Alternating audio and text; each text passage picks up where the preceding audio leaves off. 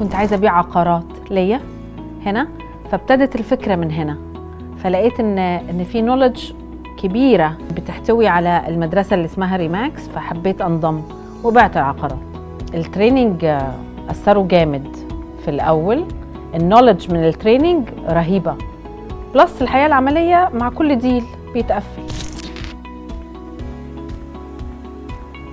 ريماكس is a global entity، فمن جهة ان انا اكبر الكارير انا مش لازم اكون لوكال، لازم اشتغل on international scale.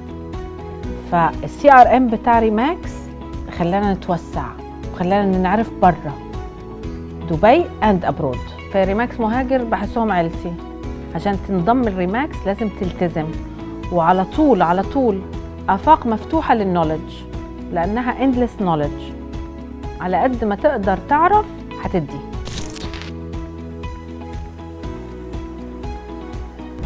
قدرت اكبر شغلي جوه ريماكس عن طريق النتورك الشخصيه وغير الشخصيه.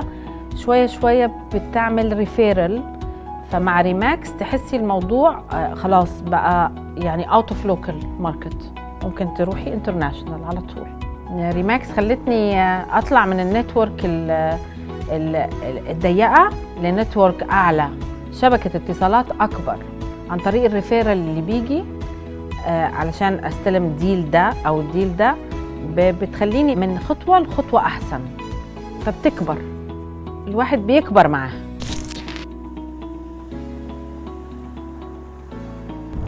يعني 3 كلمات ممكن الخصها فيهم: الالتزام والصدق والمتابعه.